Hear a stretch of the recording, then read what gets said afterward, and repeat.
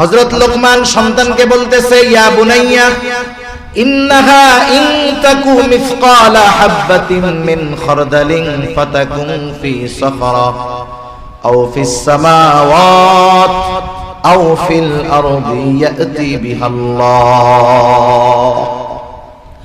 হযরত লোকমানকে সন্তানকে বলতেছে, হে আমার বৎস, ইন্নাহা, এই হা দ্বারা উদ্দেশ্য হলো আমল। কোন কোন মুফাসসিরিনে কেরাম বলেন পাপ কাজ, কোন কোন মুফাসসির বলেন সাধারণভাবে আমল হতে পারে, আমলটা ভালো হতে পারে সেটা মন্দ।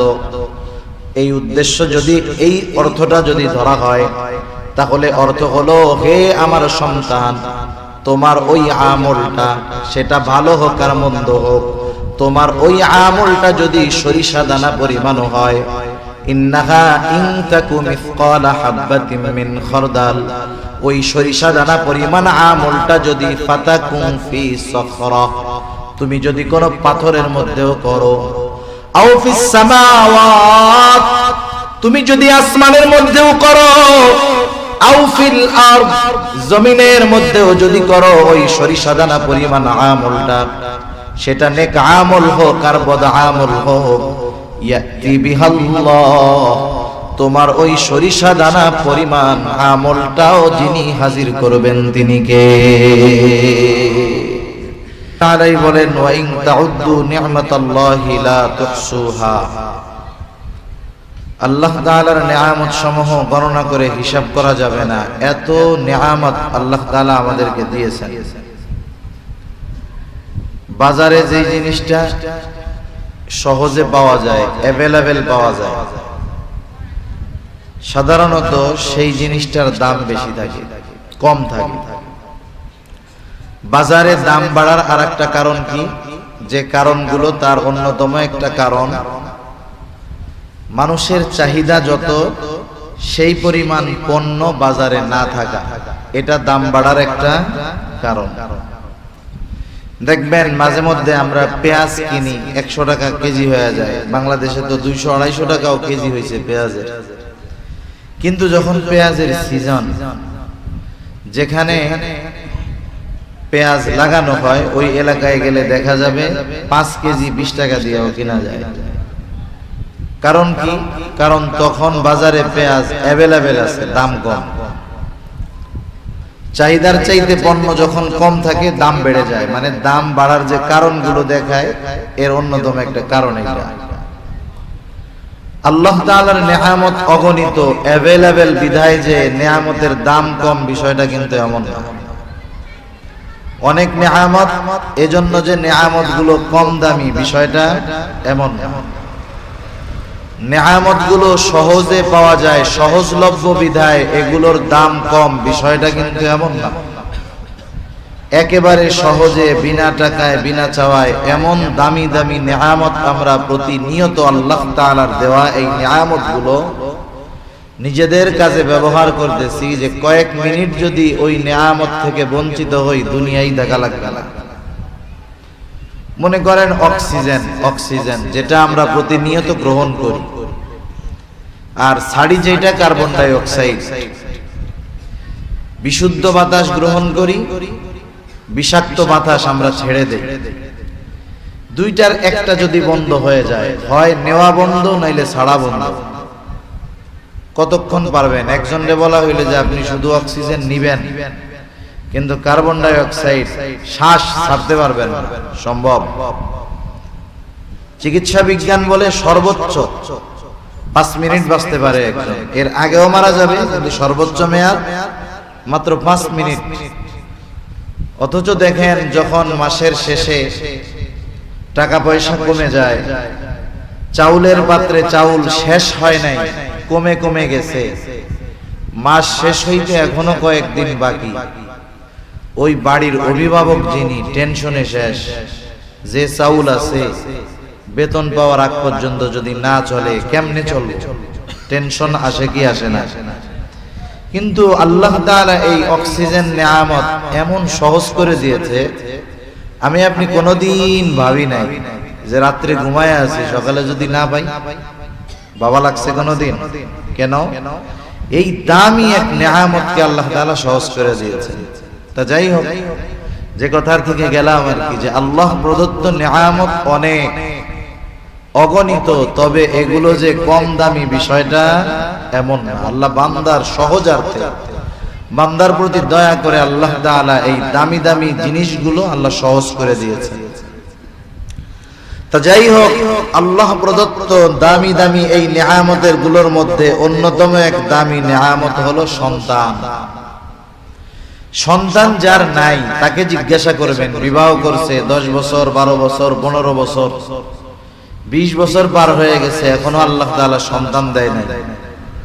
টাকা পয়সার অভাব নাই, দেশ বিদেশের সব জায়গায় চিকিৎসা করানোর পরেও একটা সন্তান হয় নাই।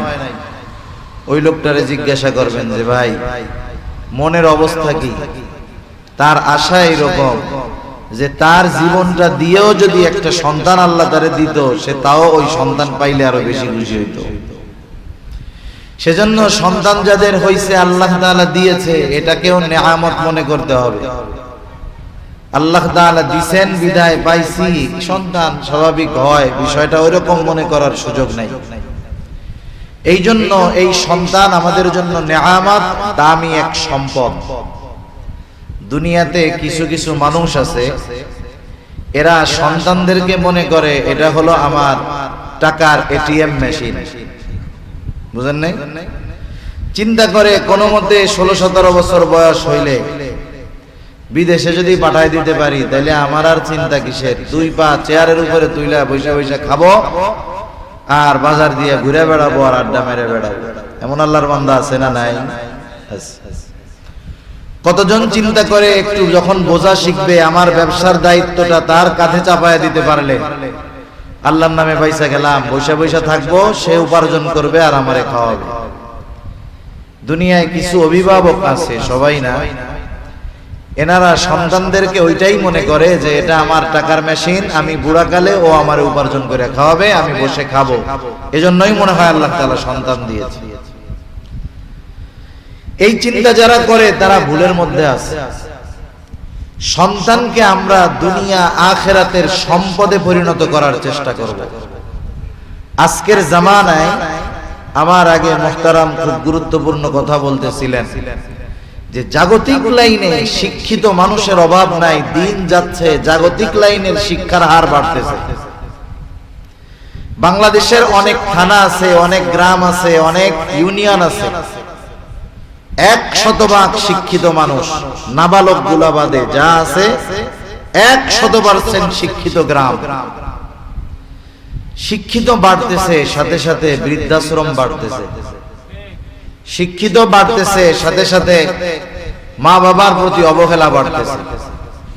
আপনাদের চট্টগ্রামেরই তো লোক ঢাকায় কোন বৃদ্ধাশ্রমে আছে, খুব আলোচনা এটা নিয়ে। ছেলে নাই, 2টা মেয়ে, মেয়ে 2টারে লেখাপড়া করাইছে, উচ্চ শিক্ষিত।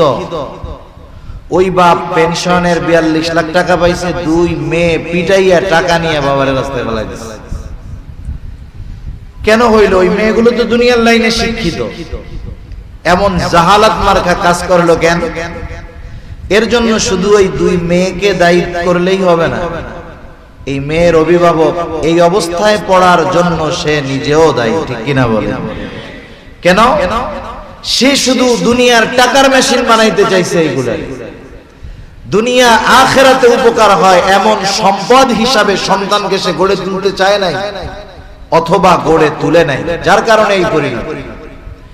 এজন্য আমাদের টার্গেট থাকবে আমাদের সন্তানদেরকে, যাদের সন্তান আল্লাহ তাআলা দিয়েছে আলহামদুলিল্লাহ, তাদের এই টার্গেট।